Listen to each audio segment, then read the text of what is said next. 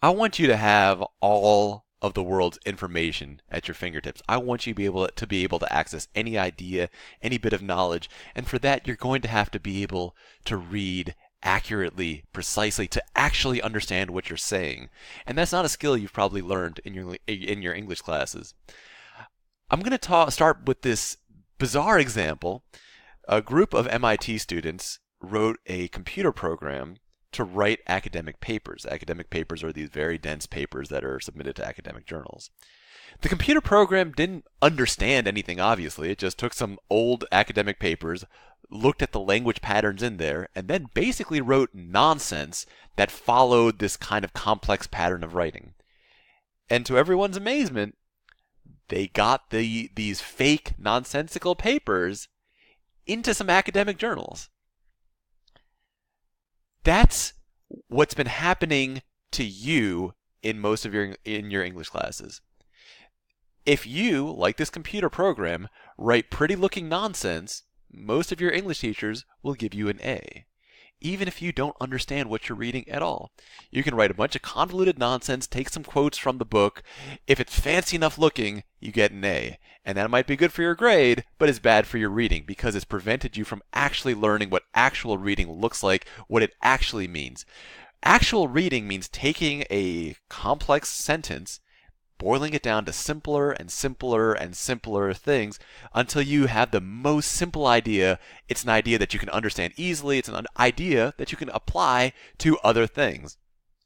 Now, I know that some of you have this totally wrong-headed idea that if you use big fancy words, it proves that you're smart. It doesn't. It proves that you're hiding your lack of having any intelligent ideas. You're hiding it behind a bunch of big fancy words. Anybody can replace a simple word with a fancy word. It doesn't take skill, it just takes a thesaurus. Doing it is basically proof of not having any real thoughts. And that's not what you want to do. You want to learn to express yourself as simply as you possibly can. Earlier in the 1900s, there was a debate between Ernest Hemingway and William Faulkner. And Hemingway responds to Faulkner's accusation that he's not using enough big fancy words. And Hemingway says this: "Poor Faulkner. Does he really think big emotions come from big words?" In other words, Hemingway is saying you don't need to use big fancy words to get across powerful ideas. In fact, using big fancy words often obscure the ideas. He continues. He says he thinks I don't know the $10 words. I know them all right, but there are older and simpler and better words, and those are the ones that I use. Simple, clear ideas, simple, clear expression. That's what real reading, clear writing, that's what it's about. You'll use this in reading. You'll use it later on in college essays. Simple, clear writing. Let's take a look at this. This is a passage. This is the opening sentence of the Declaration of Independence. You've probably read it before. You might have done a paper on it. You probably got an A on it. Maybe you did an oral report on just this sentence and got an A on that too, and you probably had no idea what it meant. You just took up the quotes together and made it fancy enough looking, and your teacher just wasn't any the wiser. Here's the original. It starts famously, "When in the course of human events." And here is just a Frankenstein's monster of nonsense where we've basically done what many students do to get A's in their English classes, which is we took all the words and short phrases and replaced them with something equally or more complicated. The original is, "When in the course of human events it becomes necessary for one people to dissolve the political bands which have connected them with another." It continues from there. So what did we put here? When during the time of occurrences of Homo sapiens, human events, Homo sapiens is human, occurrences are events, it commences to be required for one congregation to break apart the interrelatedness of diplomacy that brought them together with some other and undertake. So here's the thing. This second paragraph is right. This bottom thing means the same as this top thing. In school, if you do this, your teacher's going to give you an A and probably a lollipop, and you won't learn how to read properly. At Vora Method, we're not going to give you an A. We're going to have you redo it. I want you to see what real reading looks like. It doesn't mean that you take all the words and replace them with complicated synonyms. It means you make things simpler and simpler and simpler until you truly understand what it means. I'm going to show you how to do that right now. Let's start with this. When in the course of human events, what's a human event? it's an event that humans care about. So it's not a fish dying at the bottom of the ocean. A civil war is a human event. An election is a human event. The Super Bowl is a human event.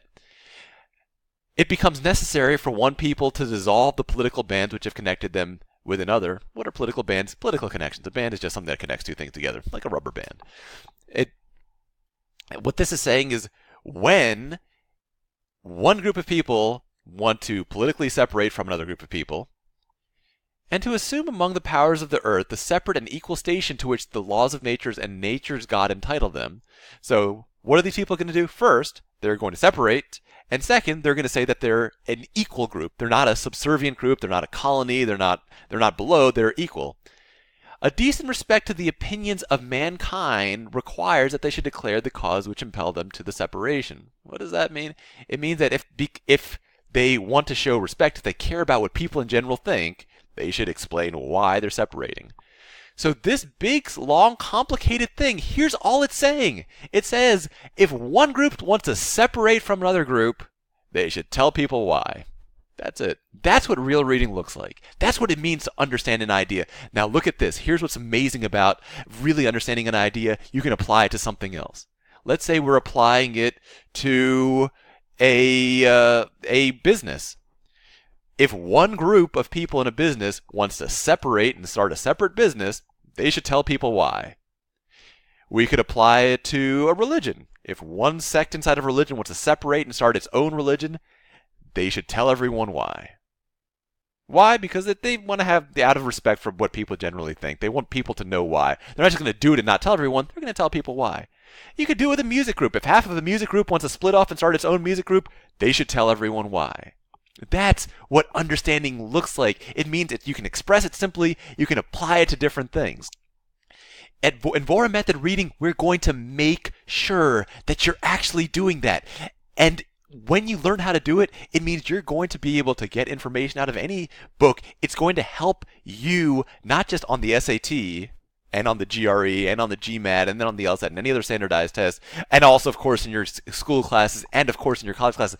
It's also going to give you an amazing power, which is if you can do this, you can get the information you actually need out of any book, out of any written thing. All the world's information will be at your fingertips if you can learn to read and understand and express yourself clearly and simply.